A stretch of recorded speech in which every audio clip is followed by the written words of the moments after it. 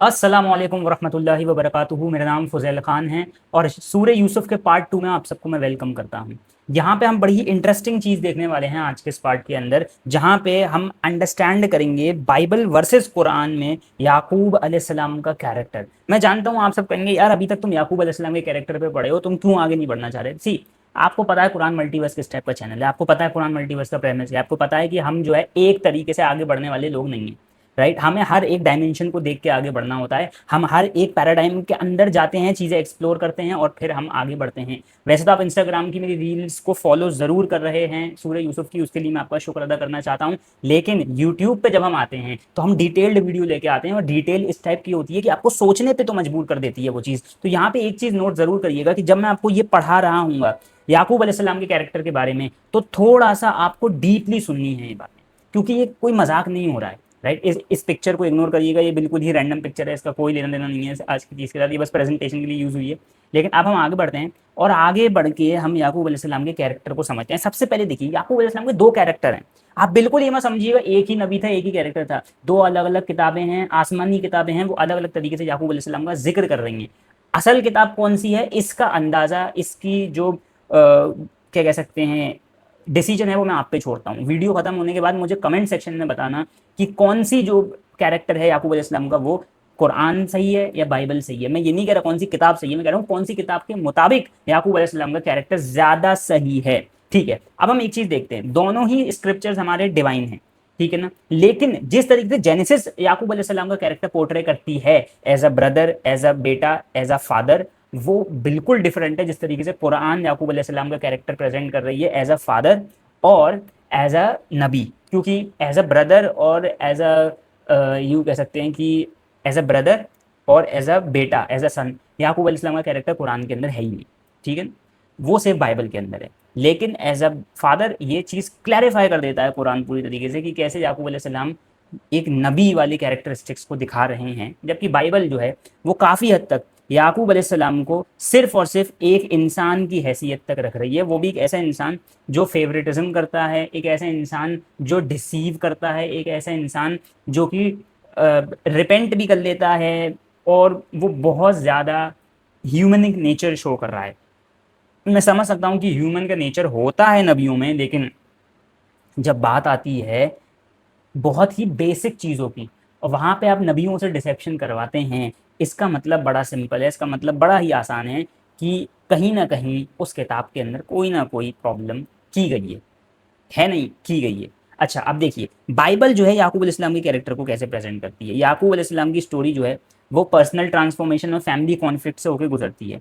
Right, parental favouritism, यानी Isaac जो होते हैं यानी इसहाक अलैहिस्सलाम, वो उनके बड़े भाई ईसाऊ को ज़्यादा पसंद करते हैं, जबकि उनकी माँ जो होती है रेबेका, वो याकूब अलैहिस्सलाम को ज़्यादा पसंद करती हैं। अब मैं कोशिश करूँगा कि जब मैं बाइबल की बात करूँ तो मैं बिब्लिकल टर्म्स में, बिब्लिकल नेम्स में ही इसका जिक्र करूँ। ऐसे तो एक ही हैं लेकिन फिर भी।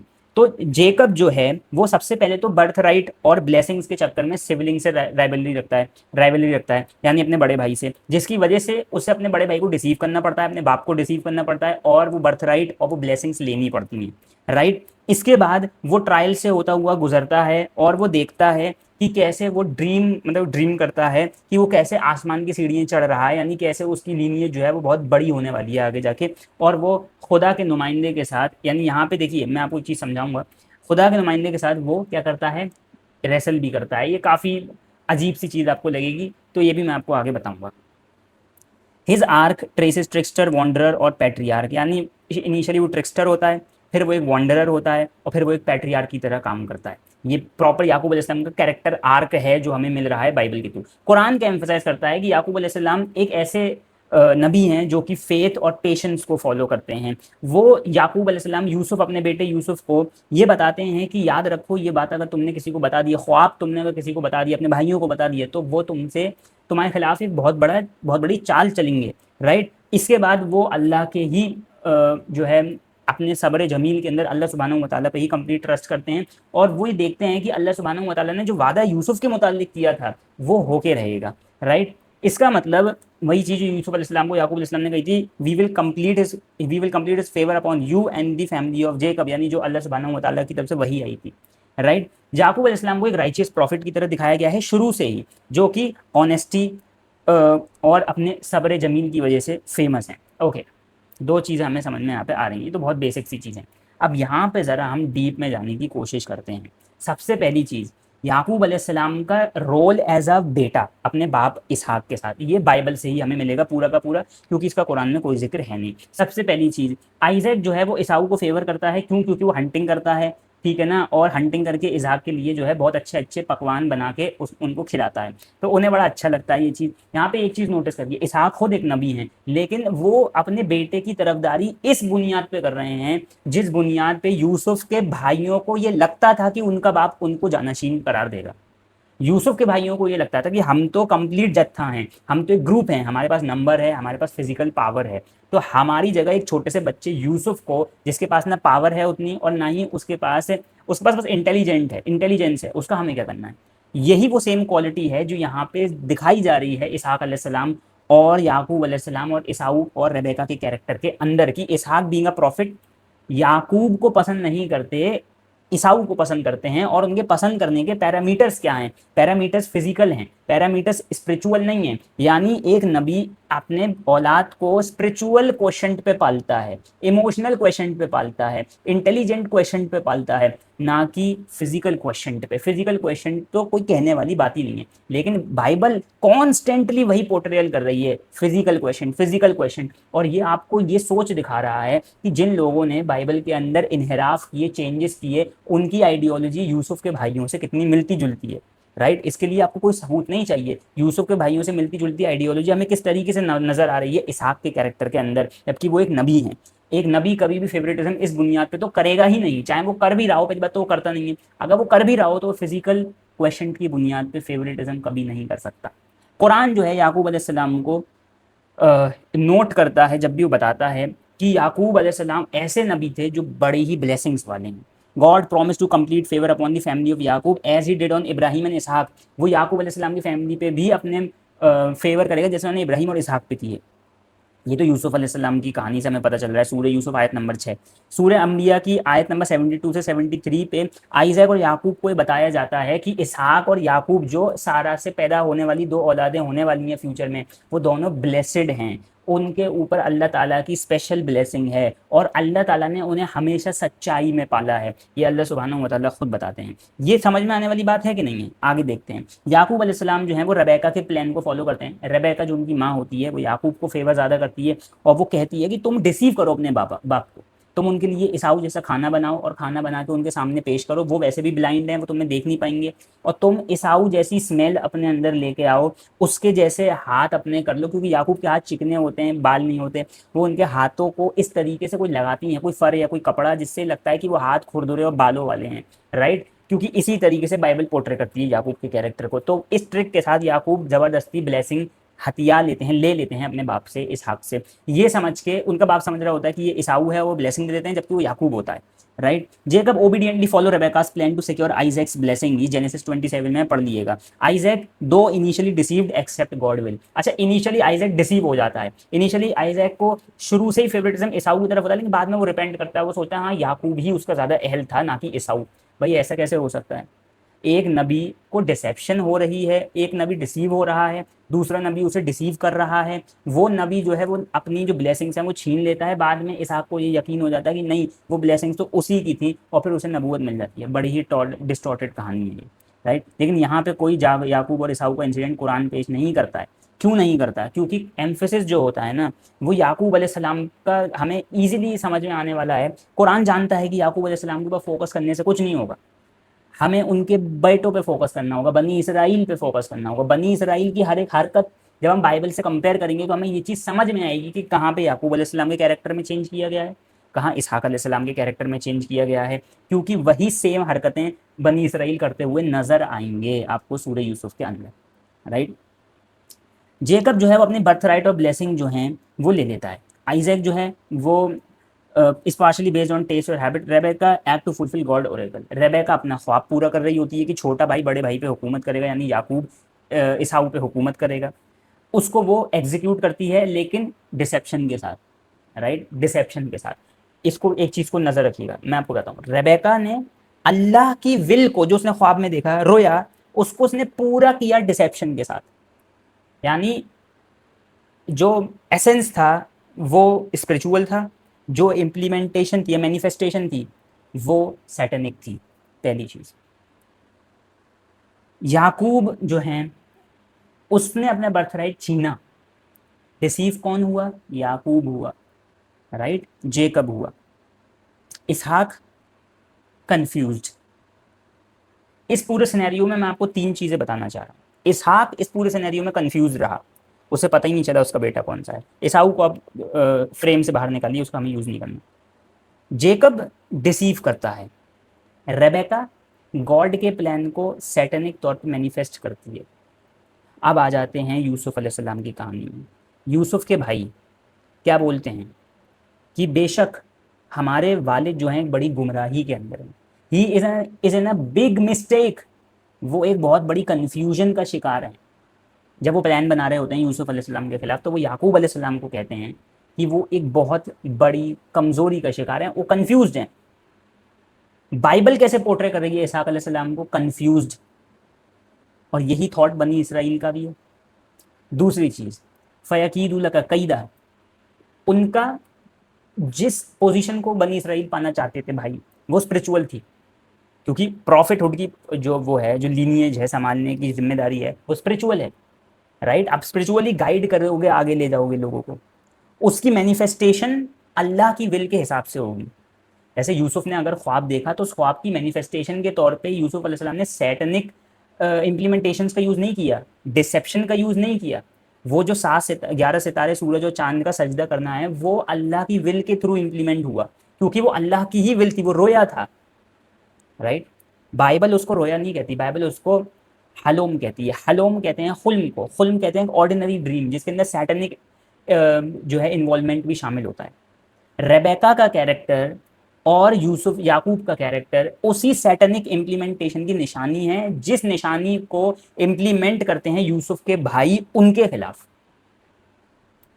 यूसुफ अलैहिस्सलाम के खिलाफ उनके भाई जो प्लान बनाते हैं, उसमें वो दो चीज़ कहते हैं, हमारा बाप है कंफ्यूज, और हम जो इम्प्लीमेंटेशन कर रहे हैं वो स्पिरिचुअली अपनी पोजीशन को पाने के लिए कर रहे हैं। जबकि उनका एक्ट होता है एक सैटेनिक डिसेप्शन, उनका एक्ट होता है एक सैटेनिक इम्प्लीमेंटेशन, यानी शैतान के नक्शे कदम पे चलना। अब आप देखिए, जिन लोगों ने आगे जाके तौरात के अंदर इनहराफ किए, चेंजेस किए, उनका माइंडसेट अल्लाह सुब्हानहू व तआला सूरह यूसुफ में दिखा रहे हैं। सूरह यूसुफ में अल्लाह ताला कह रहे हैं कि देखो यूसुफ के भाइयों का ये इंप्लीमेंटेशन है। अब इससे तुम कैरेक्टर पढ़ो बाइबल के, इस साइकोलॉजी से अगर तुम बाइबल के कैरेक्टर्स को पढ़ोगे तो तुम्हें समझ में आएगा कि याकूब, जेकब, रेबेका और आइजैक को कैसे पोर्ट्रे किया जा रहा है।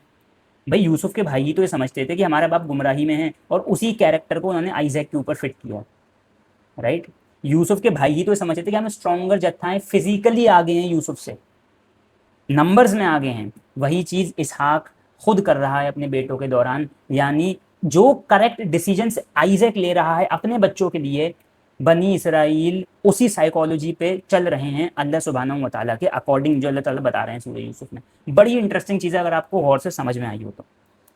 अच्छा, यहाँ पे अब एक चीज़ देखिए, tense and competitive, Isaac is duped and distressed, familial strife causes fear and anger, Esau plan revenge.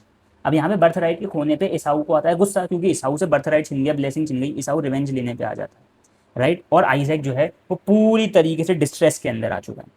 Reverent and hopeful, Jacob trusts God as seen in Yusuf on complaining to God alone, no bitterness towards Isaac recorded, right। यहाँ पे एसाऊ जो है वो परेशान है, अब वो revenge लेने पे आ रहा है। एसाऊ के साथ जो धोखा हुआ है, जो बर्थ राइट उसे नहीं मिल पाया, अब एसाऊ उसका रिवेंज लेगा, राइट। फिर से वही आइडियोलॉजी समझ में आ रही है नहीं आई? बर्थ राइट ना मिले तो रिवेंज लो। कहाँ पे हमें नजर आती है? यूसुफ के भाइयों में नजर आती है कि नहीं? यहाँ तक कि उक्तुलु यूसुफा, उक्तुलु यूसुफा, क्या है इसका मतलब? यूसुफ को कत्ल करो, कत्ल करो, मेन चीज़ तो यही थी उनकी। फिर एक भाई ने कहा नहीं नहीं नहीं, इसको कुएं में डाल दो ताकि इसको कोई कारवान लेके चला जाए अपने साथ।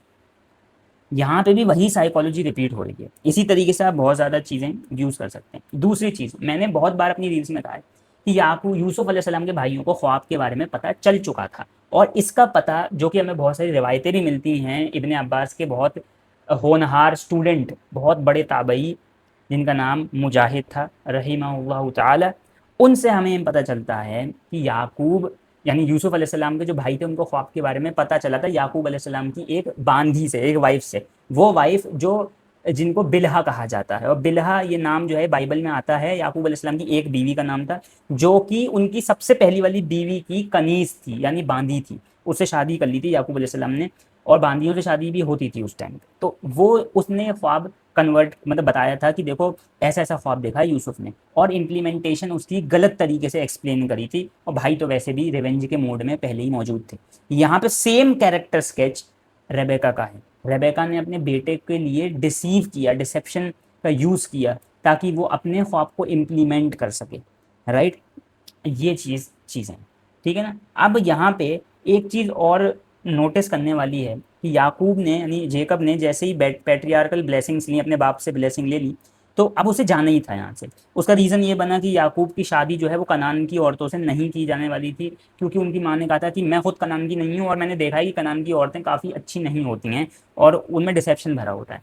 तो इसलिए रेबेका ने अपने मायके यानी पैडान यानी फद्दान की ज़मीन पे, जो कि हारान के पास थी, वहाँ पे भेज दिया। और वहाँ पे उसका भाई लाबान रहता था, जहाँ पे याकूब ने बहुत साल तक गल्लाबानी करी, और वहीं पे उसने दो लड़की, जो लाबान की दो बेटियां थी, लैया और राहील, जिन्हें जिन्हें लैया और रखैल कहा जाता है, इनसे शादी कर ली। साथ में उनकी दो कनीज़ें बिल्हा और जुल्फ़ा, उनसे भी शादी कर ली। याकूब अलैहिस्सलाम की चार बीवियाँ थी इस हिसाब से।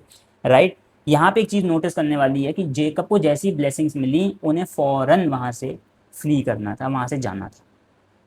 राइट, यहाँ पे एक चीज़ जो आपको ये सेम नज़र आएगी, वो या यूसुफ अलैहिस्सलाम के कैरेक्टर में नज़र आएगी, जो कुरान प्रेजेंट कर रहा है, कि यहाँ पे ब्लेसिंग्स मिलने के बाद यूसुफ अलैहिस्सलाम ने हिजरत नहीं करी। अल्लाह सुब्हानहू व तआला ने यूसुफ अलैहिस्सलाम को पहले हिजरत करवाई।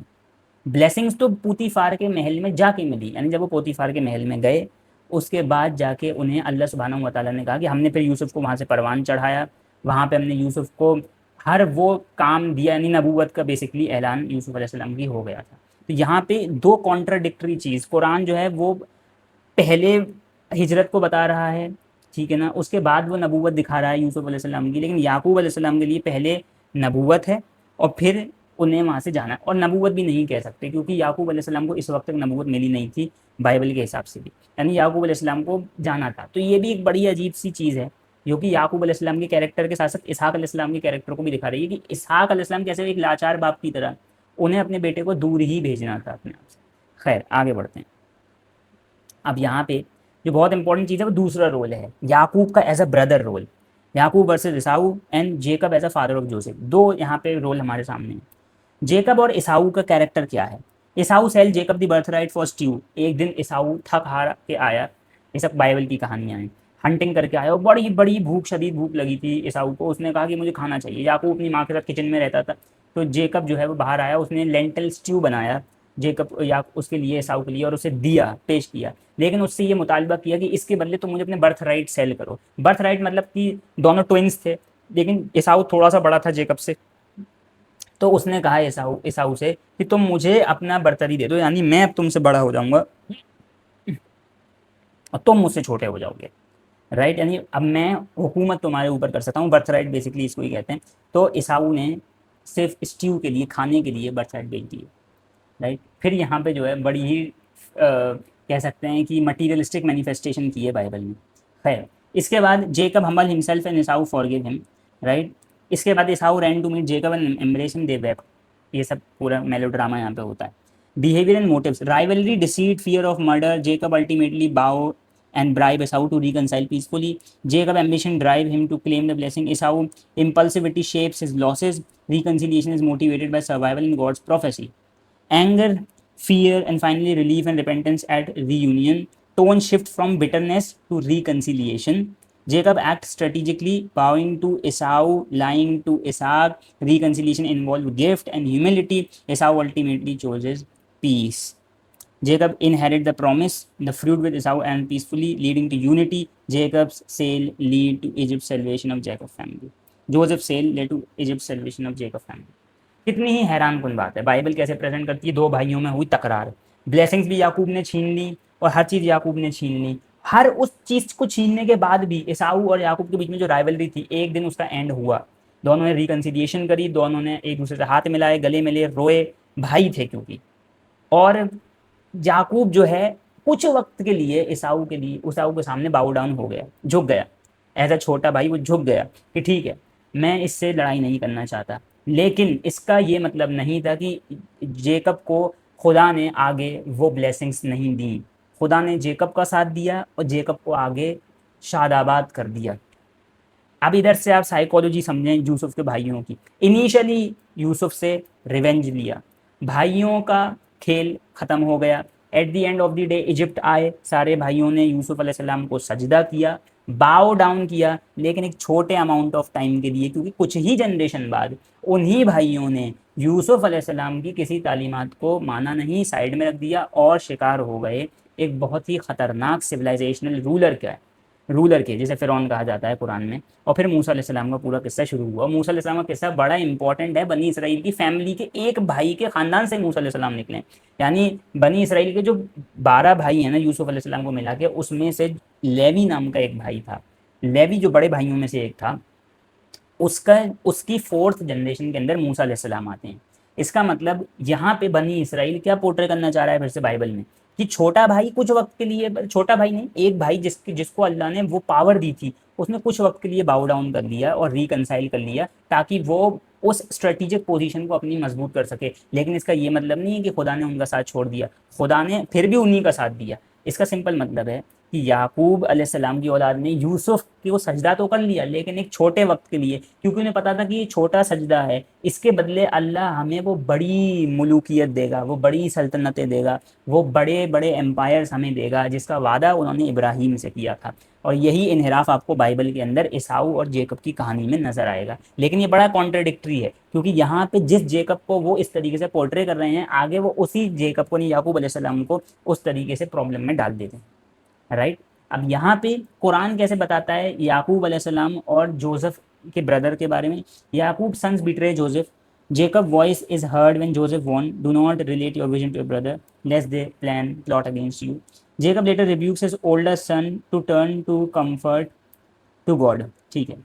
अब यहाँ पे जो मैंने इस चीज़ के बारे में रील के अंदर खैर बहुत ज़्यादा अच्छी तरीके से बता दिया है, तो ये चीज़ तो आपको अब तक समझ में आ चुकी होगी कि याकूब अलैहिस्सलाम का जो पूरा सीन था वो ये था कि जो भी मेरा आयर होगा, जो भी मेरा कह सकते हैं आगे आने वाला जो भी प्रॉफिट होगा या जो भी लीडर होगा बनी इसराइल का, वो इस बिना पे लीडर नहीं होगा कि वो ताकतवर है या उसके पास बहुत बड़े नंबर्स हैं या उसके पास पॉपुलैरिटी है। जिसको अल्लाह सुब्हानहू व तआला स्पिरिचुअली चुनेगा वही आगे लीडर होगा। और अल्लाह ने यूसुफ को चुना, तो यूसुफ को लीडर चुनने के लिए अल्लाह सुब्हानहू व तआला ने जो लीडर चुना यूसुफ अलैहिस्सलाम को, उसमें याकूब की कोई कंसेंट शामिल नहीं थी। याकूब अलैहिस्सलाम ने कोई दुआ नहीं मांगी थी, अल्लाह यूसुफ को ही चुनी है। याकूब अलैहिस्सलाम के लिए सारे बेटे एक जैसे थे।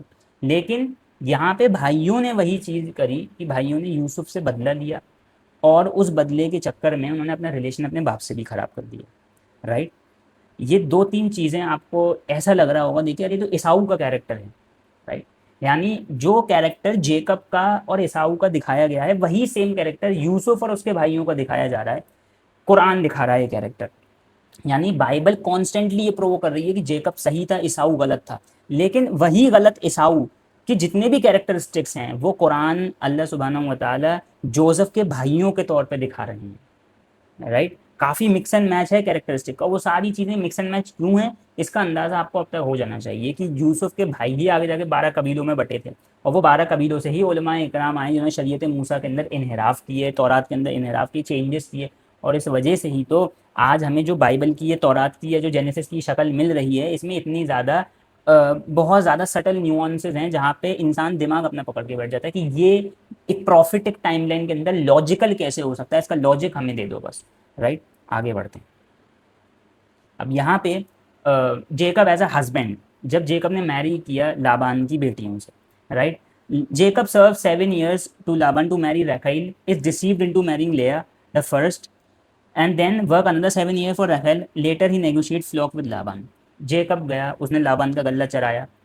लाबान एक हाकिम था, एक गवर्नर था उस स्टेट का। वहाँ पे लाबान की बेटी राहील, जिसको रखैल कहते हैं या रखैल कहते हैं, वो पसंद आ गई जेकब को और उसने शादी करने के लिए उससे कहा लाबान से। लेकिन लाबान ने कहा कि 7 साल तक मेरी तुम भेड़ बकरियाँ चराओ, उसके बाद शादी करवाऊंगा। ठीक है, चराई, 7 साल हो गए, लेकिन शादी लैया से कर दी, यानी बड़ी बहन से। क्यों? ये डिसीव किया लाबान ने। क्यों किया? क्योंकि पहले बड़ी बेटी की शादी होती है। अच्छा, हम शादी वाले मौके पे नहीं जाएंगे कि उसने डिसीव क्यों किया, और क्योंकि उसका ज़्यादा रिलेशन इधर है नहीं। लेकिन फिर भी जिस तरीके से बहनों का कॉन्फ्लिक्ट दिखाया जाता है, दो बहनें हैं लैया और राहील, इसके अंदर लैया की तो औलादें होती जाती हैं, कसीर औलाद होती है, 6-7 औलाद होती हैं लैया की याकूब से, लेकिन राहील की औलाद नहीं हो रही होती, जिसकी वजह से लैया और राहील के बीच में एक जेलेसी का एंगल आ जाता है। ये कुरान नहीं बताता, कुरान किसी एंगल पे नहीं बताता, बल्कि कुरान जो है इसके ऑपोजिट चीज़ दिखा रहा है। कुरान ये नहीं बताता कि दोनों बहनों में जेलेसी थी। अगर ऐसा होता तो राहील, जो कि रिवायतों से हमें पता चलता है कि वो पहले ही वफात पा चुकी थी, बिन्यामीन जो बेंजामिन यूसुफ अलैहिस्सलाम के दूसरे भाई थे उनकी बर्थ के टाइम पे, ये हमें रिवायतों से पता चलता है। इसके बाद जो जिस चांद का जिक्र है ख्वाब के अंदर, वो माँ, जो माँ है वो माँ यूसुफ की स्टेप मदर ही होती हैं। और स्टेप मदर कौन सी होगी? ऑब्वियसली लैया ही होगी, बड़ी माँ, स्टेप मदर। ओके, तो इस हिसाब से भी ये चीज़ हमें समझ में आती है। अच्छा, मैरिज का कोई जिक्र नहीं है, लेकिन आपको ये चीज़ सोच के बड़ा कुछ रिलेशन से बैठ रहा होगा मूसा अलैहिस्सलाम की कहानी के साथ, राइट। यही सेम चीज़ इसहाक अलैहिस्सलाम की कहानी में भी पाई जाती है, जब वो रेबेका को ढूंढने के, रेबेका से शादी करने के लिए जाते हैं। ये दोनों जगहों पे जो रेबेका के साथ उनका रिलेशन है इसहाक अलैहिस्सलाम का, और जो राहील और लैया के साथ याकूब अलैहिस्सलाम का रिलेशन है, और जो मूसा अलैहिस्सलाम का रिलेशन था शोएब अलैहिस्सलाम की डॉटर्स के साथ, वो तीनों रिलेशन एक तरीके से एक ही कहानी के अंदर बंध के आ रहे हैं हमारे पास, राइट। अब इसको आप हिस्टोरिकली मान भी सकते हो, हिस्टोरिकली नहीं भी मान सकते। एक चीज़ जो बाइबल दिखा रही है वो इंटरनल जेलेसी दिखा रही है औरतों के बीच में, जो कि कुरान पूरी तरीके से रिफ्यूट करता है। पूरी तरीके से तो खैर रिफ्यूट नहीं कर सकता कुरान, क्योंकि कहीं ना कहीं भाइयों का प्लॉट करना, भाइयों का उस यूसुफ के अगेंस्ट ये चीज़ प्लॉट करना, इसमें कहीं ना कहीं औरतों का कुछ ना कुछ हाथ शामिल है। ये बात मान के चलिए, जैसे कि मैंने आपको बताया भी था कि वो ख्वाब किसी बीवी ने ही याकूब अलैहिस्सलाम की बताया था। लेकिन जिस तरीके से लैया का और राहील का कैरेक्टर दिखाया जाता है, क्योंकि दो और बीवियाँ थी, लेकिन वो क्योंकि थी ही उनकी कनीज़, तो उनका माइंडसेट हमें नहीं पढ़ना, लेकिन ये जो थी बड़े हाकिम की बेटियां थी, इसलिए इनका माइंडसेट हमें पढ़ना ज़रूरी है कि ये आपस में जेलेसी नहीं रख सकती, और अगर रख भी सकती हैं तो वो बड़ी ही नॉमिनल सी जेलेसी होगी, इस हद तक जेलेसी नहीं बढ़ सकती कि वो आगे जाके भाइयों के अंदर पैदा करे प्रॉब्लम। लेकिन वही सेम चीज़ हमें देखने को मिलती है कि भाइयों ने प्लॉट किया, अब वो किसके कहने पे किया, तो ये चीज़ समझ में आने वाली ना। उन्हें कोई शैतान ने आके नहीं बताया उस ख्वाब के बारे में, उन्हें किसी इंसान के थ्रू ही उस ख्वाब के बारे में पता चला है। और ऐसा भी हो सकता है कि उन भाइयों में से ही किसी ने वो ख्वाब सुन लिया हो। खैर, उसके बारे में हमारे पास ज़्यादा डिटेल मौजूद तो नहीं है, और मैं बहुत ज़्यादा क्लैरिफिकेशन इंस्टाग्राम पे दे भी चुका हूँ उसके बारे में। लेकिन यहाँ पे ये चीज़ समझनी ज़रूरी है कि याकूब जो खुद एक ट्रिकस्टर है, उसे खुद ट्रिक करते हैं लाबान और उसकी शादी करा देते हैं, ठीक है ना। ये चीज़ भी बड़ी ही इलॉजिकल सी है। अच्छा, और दूसरी चीज़ जो है, इस चक्कर में ईसाऊ करता क्या है कि वो इस्माइली कबीले की एक औरत से शादी कर लेता है, गालिबन हज़रत इस्माईल अलैहिस्सलाम की बेटी से शादी कर लेता है बाइबल के मुताबिक, क्योंकि उसको भी कनान की औरतों के साथ कोई उसका अच्छा ताल्लुक नहीं रहा होता, ठीक है ना। अब यहाँ पे भी बड़ी एक डिफरेंट सा एंगल यहाँ पे प्रेजेंट कर दिया गया है इस्माईल अलैहिस्सलाम के साथ ईसाऊ को कनेक्ट करके। और जैसे कि रेबेका का ख्वाब था कि छोटा भाई बड़े पे सर्व करेगा, बड़े बड़े बड़े पे हुकूमत करेगा, तो वही चीज़ बाइबल जो है कॉन्स्टेंटली प्रोमोट भी करती है कि इस्माइल नहीं है बड़ा। इस्माइल मतलब है तो बड़ा उम्र में इसहाक अलैहिस्सलाम से, इस्माइल अलैहिस्सलाम बड़े तो हैं, लेकिन कुर्बानी इसहाक की दी जाती है बाइबल के मुताबिक। हर एक कर्म इसहाक पे किया जाता है बाइबल के मुताबिक। एवरलास्टिंग कोवेनेंट उनके साथ किया जाता है जो कभी नहीं टूट सकता बाइबल के मुताबिक। और वो सारी चीज़ें रेबेका के उस ख्वाब को पूरा कर रही हैं। तो क्या रेबेका का ख्वाब असली है? मे बी नॉट, क्योंकि वो ख्वाब ही वो सारी आइडियोलॉजी को प्रमोट कर रहा है आगे, राइट। और ये कौन बेहतर तौर पे जानता है कि ख्वाब और उसकी इम्प्लीमेंटेशन का क्या रोल होता है? ये सिर्फ वही जान सकता है जिसने खुद किसी का ख्वाब सुना हो और उससे जेलिस होके उसकी इम्प्लीमेंटेशन अपनी ज़िंदगी में देखी हो, जैसे कि यूसुफ के भाई। तो ये चीज़ हमें समझ में आती है। अब इसमें बहुत सारी और भी चीज़ें हैं जो मैं आपको बता सकता हूँ कि याकूब अलैहिस्सलाम का अपने बेटों के साथ कैसा रिलेशन था। अब एज अ फादर जेकब को देखते हैं ज़रा, राइट। याकूब अलैहिस्सलाम को अगर एज अ फादर अब देखा जाए तो जेनेसिस ये दिखाती है कि याकूब अलैहिस्सलाम को जब यूसुफ अलैहिस्सलाम ने अपना ख्वाब सुनाया तो वो रात के अंधेरे में नहीं, वो दिन के उजाले में भाइयों के सामने सुनाया। बोस्ट कर रहे थे जोसेफ अपने आप को, देखो मैंने ये ख्वाब देखा। तो याकूब ने रिब्यूक करते हुए कहा कि ये जो तुमने ख्वाब देखा है, क्या तुम्हें ऐसा लगता है कि मैं तुम्हारे ऊपर सजदा करूंगा, मैं तुम्हें सजदा करूंगा, तुम्हारे भाई तुम्हें सजदा करेंगे? ऐसा तो नहीं होने वाला। लेकिन बाइबल ये कहती है कि इंटरनली जो याकूब ये बात जानते थे कि ऐसा होगा, ये चीज़ होगी।